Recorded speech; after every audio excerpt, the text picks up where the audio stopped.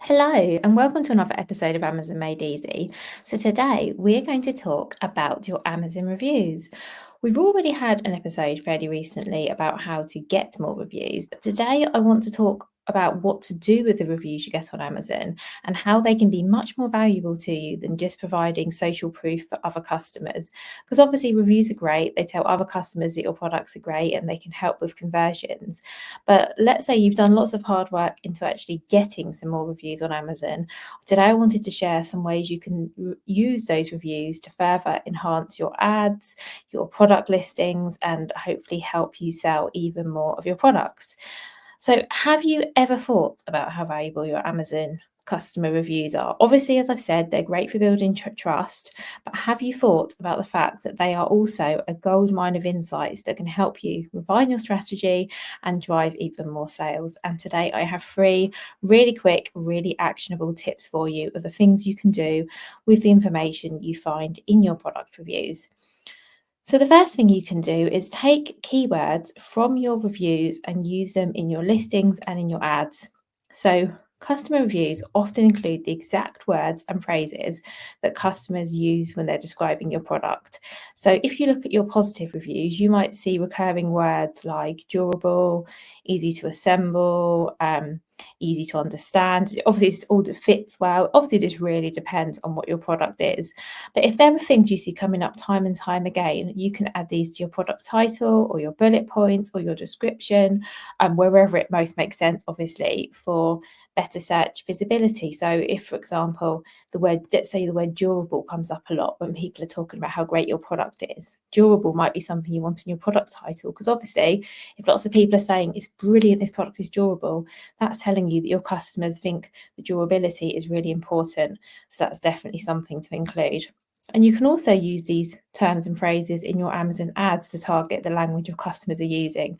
So, for example, if your customers frequently mention the compact design of your product, you might want to use long tail keywords, long tail phrases in your sponsored ads campaign related to that. So, you would need to do a bit more research and find out exactly what they are. But knowing the things that your customers find important can tell you that actually these are the kinds of things they're possibly searching for when they're finding your product. So my next tip is something that you can do again with your product listings is think about the key benefits that your buyers love. So as we've said, your reviews tell you what customers value most about your product, and perhaps in ways you haven't even thought about. So, coming back to my example of durability, hopefully you knew your product was durable, but let's say that isn't something you've actually been highlighting because for you it's just, your product happens to be durable. But you can see from your reviews that customers are like, this is brilliant, it's so durable, it lasts a really long time. If that's not already in your listing, you definitely want that in there, because what that's telling you is this is really important to your customer. So go through your reviews and identify the benefits that come up most often in the positive reviews and update your titles or bullet points to focus on the things that resonate with your audience. So this is slightly different to keywords. We're not looking necessarily for the things that people are searching for in the search bar. We're looking for the things that matter to your customers, because they're telling you, I like this product because. And a really great thing you can do, go for your positive reviews, maybe actually make a list of the words that come up. So whether it's durable, whether it's great taste, whether it's easy to use, whatever it is, maybe do a little tally, tick off how often people say each one, and then make sure the top ones are included in your text, and as particularly in the title of your product. And actually, little bonus tip for you here: if you're adding features to your title, think about the order of importance. And actually, this goes to your product. This is a great tip because it applies to your product titles at any point. Maybe you've only just written your titles, but what you want to think about is that your product titles, the end of them is actually cut off in search. So if you look at any product on the Amazon search results page, you will see the first, I'm not sure how many characters, but the end of the title is always cut off. So make sure your key points are up front and make sure the most important word, phrase, information isn't at the end of your title, because unless a customer clicks through your list to your listing, they probably won't see that. And maybe coming back to the things customers love about your products, maybe there are ways that they use your products that you didn't expect or intend. Now, if this is the case, it's up to you whether you want to tweak your listing to include this or not. So as an example here, I worked with a brand who had these mats you would put on the floor under a baby's high chair to catch spills. And lots of customers in reviews were talking about how they were using them for messy play.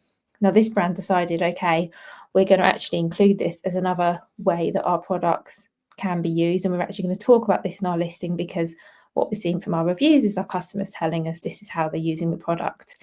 However, I think it's equally okay to go, do you know what? Customers might be using it for this, but I think the messaging might get a little confused, and we're just going to keep the messaging as, it is what it is, and that's entirely up to you. But either way, this is great information to have, isn't it? Isn't it good to know how customers are using your products, particularly if they're in ways, like I say, that perhaps weren't intended? And it might not be that you want to make huge changes to your listing to reflect that, but maybe you might want to add an extra image of, like in this example, maybe the client, could have added an extra image of a child doing some painting with this mat on the floor, or using social media posts, or you know what I mean. There's loads of ways you can use this, but the point I'm trying to make here is that the information you get in your reviews is so valuable, and you can use it as well. And then finally, let's talk a little bit about the negative reviews. I don't like to talk about negative reviews. I hope you haven't had many negative reviews. I'm sure you don't. I'm sure your products are great and you're getting mainly positive reviews, which is fantastic. However, I think all of us are always going to have a certain number of negative or perhaps even neutral reviews because, that's life, isn't it? However, we can use this to our advantage. So you can address any common concerns. Anything that's coming up in your reviews as negative or even neutral, that can tell us that maybe there are gaps in your product listing, and then you can improve your listing to fill in those gaps to address these concerns. So what I would suggest doing is look at your lower star rating reviews and look up to see if there are any recurring concerns, misunderstandings. What are the things people are saying they don't like, and then you can use this feedback to maybe clarify the product details. You could maybe add missing information.